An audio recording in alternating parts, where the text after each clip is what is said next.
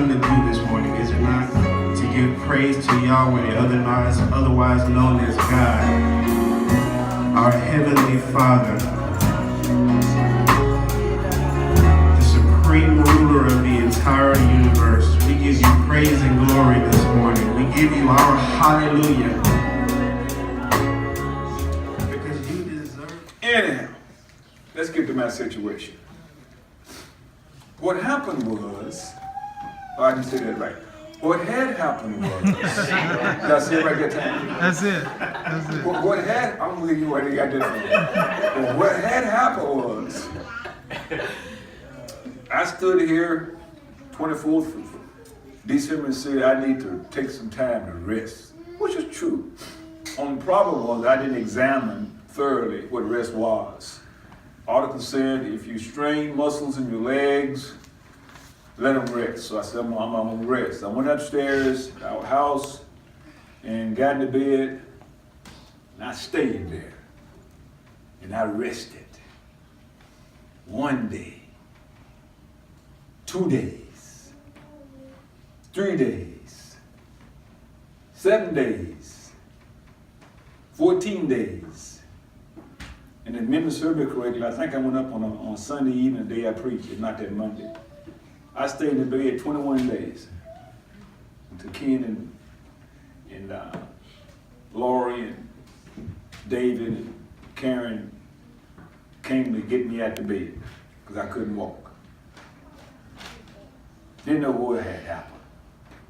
But anyhow, if I had read other articles and checked into it further, I'd have known that to stay in bed 21 days and look at your legs getting smaller, like I told Laura, day by day, they're just shrinking.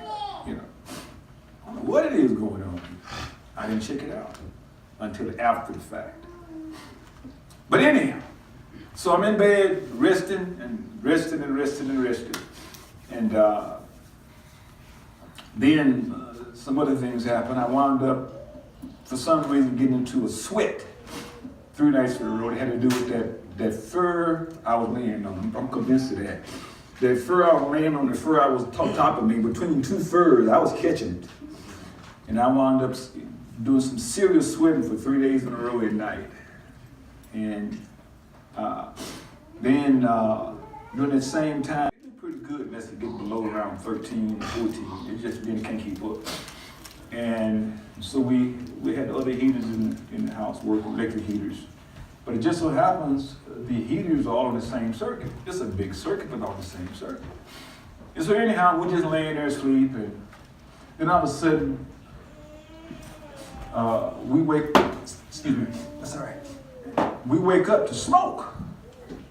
The bed was filled with smoke. And one of the few times I slept. Deep sleep, wake up to smoke. And really, I heard, before we smelled the smoke, I heard a loud pop. Now our bed is about, this is the bed, our bed is about that far from the wall, literally, and I sleep on this side. And right about there, as I'm laying in the bed, is a wall socket in which the heat pump is plugged. And I heard that pop, and I look over at the source of the pop, and that light socket, which is behind the curtain, had sparked. The circuit got overloaded. It sparked and started burning the cover that was on the light socket. And when it sparked, the little orange plug in which something was plugged actually blocked the spark from igniting the curtain. Because the curtain is about yay far from the light socket. And my first thought is, that's a miracle. God is saying something. Let me see that miracle. So I had them in to unplug everything else, yada, yada, yada, do this and do that. And I see now this circuit works, we put that heat on that circuit, get the extension cord and put this in our bedroom. First night, didn't trust it, no problem. Second night, God said, use it, it's fine. So we used it. But that first night, when everything went out, the power went out, the Lord said, now what would you do, or what did you do even, when the power went out back in 2000, I think, and we didn't have no power for a week? Y'all remember that? Ice everywhere. We just got covers and put it on and got up on the covers and stayed warm. So that's what we did. We got up on the covers together and stayed warm. You see, but I didn't panic because the Lord's given me wisdom. You know, and I'm thinking pretty clearly this time, but at the same time, I know I'm not getting sleep. When that thing first hit, I got up under the cover and I got to thinking that night, we were under the cover. My head is out and it's 15, 20 degrees. That ain't good for my head. So I got up under the cover and I put my head on the cover. And I'm tossing and turning all night, sweating and trying to get comfortable, trying to go to sleep, trying to stay warm. And I'm doing this all night. And I must have done it the next night too. I don't remember. I just remember I did it that night and I could see myself turning, you know. And then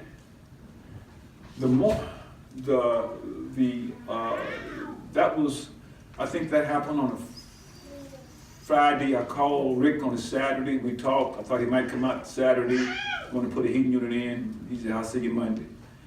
And when I had that 3-night sweat thing, I thought that was really when it wasn't.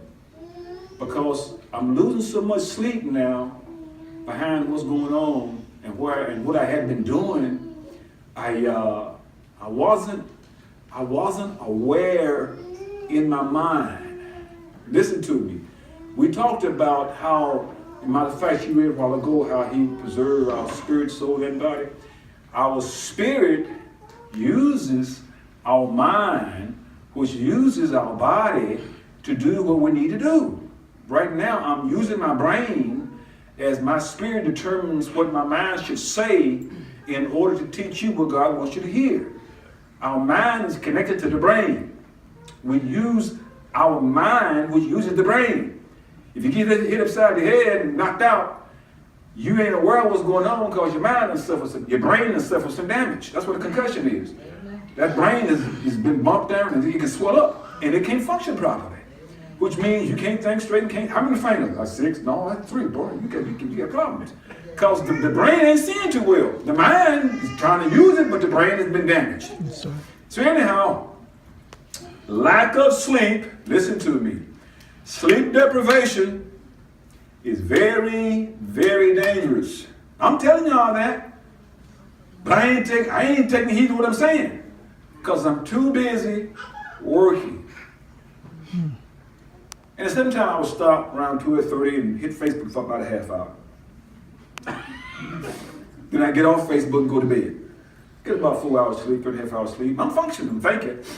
And I didn't know how bad I felt. I didn't know how bad I looked until I looked in the mirror. But see, I'm strong, I'm eating right, exercising, so I've got a lot of strength that's making me believe that I'm stronger than what I am. But at the same time, Kathy had a dream where she saw me with frozen vegetables, I'm thinking on my chest.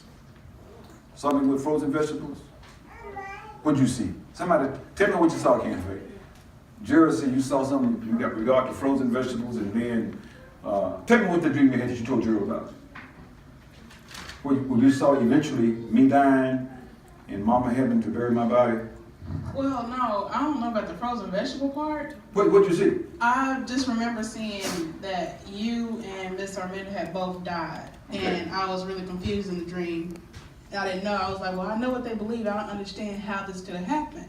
Because I had just had the same dream about Gerald like a month or so ago, so that's why in my mind I was like, well, maybe that just wasn't right. But that's what you were saying about frozen vegetables? Wait now.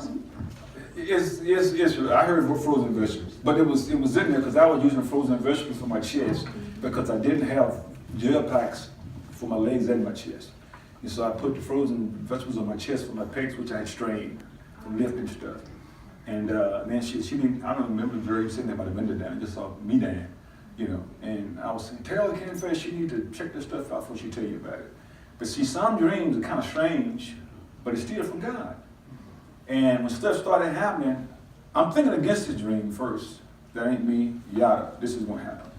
And then when all this other stuff started happening, and I didn't know why, and that dream kept coming back to me, and that she had. And at the time when this stuff hit and so forth, the Monday before Ken and Laurie and David and Karen came back and get me out of bed that morning, my brain was so tired during that last 3 or 4 days. I was having hallucinations. That's one of the things that happen when you get sleep deprived after so many hours. I was having hallucinations. I could actually see like wires of light above my head. I could see it with my eyes open, I could see it. And then I closed my eyes, I could see shooting stars and stuff moving, you know. I could see it. And it's getting worse because I'm sleep deprived. Now I've gotten in the habit of working like that for so many months, it snowballed. And I even gave Danny a copy of the article, said, read this, son, and do this. Well, to his credit, he read it and did it, and he got out of it.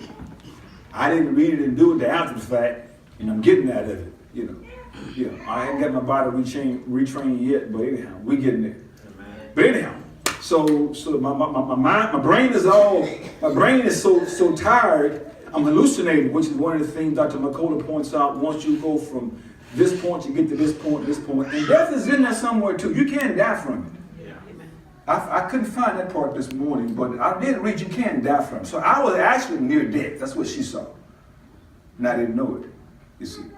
And really, that night when that circuit blew, you know, I thought about Amanda, and I said, well, maybe it's because of Amanda, because I know there was a few things I hadn't checked like I should have, like I told Ken. I missed some stuff. I didn't check some stuff. And so Ken said, just repent. Well, I didn't repent, yeah, but I missed it. Let me say this too. Way in the back of my mind, so he didn't know this, but come back up as I meditated it. This is what was controlling me. Way in the back of my mind, I remember a point where it talked about he that is often reproved, and yada. Find that verse for me, it's in Proverbs. Often reproved, and I may have two scriptures confused again, but it talked about being often reproved shall be destroyed suddenly or something. But often reprove, I think, is the key words. And I knew that I knew too much to be doing the things I was doing and not anger my father. And so Satan had convinced me that because I had missed this, he went to sleep. I ain't hurt anybody really with me, but I'm also, you know, not pleasing my father. That I'd reached that point. Now, what proverb is it I'm thinking about? 29:1. Somebody might read that, please. You got it? Read that. Proverbs 29:1. He that being often reproved hardeneth his neck shall suddenly be destroyed, and without remedy. Yeah. Now, see, that verse kept ringing in my thinking, and it was controlling indirectly while I was talking, you guys were talking to me. Because I kept saying, I missed this. I missed that. You see. Okay, so that's way in the back of my mind. But now, you know, things have snowballed now, and the early Monday morning, I had this vision. Real crazy vision. It was like vision with a HD deal. You know, it wasn't like this. It was like this. You know, I could see from side to side. You deserve that praise, God. You deserve every single praise that we can give you. There's not a single praise that we can give you that you did not deserve and that you did not earn. Hallelujah. Can I teach y'all a new song this morning?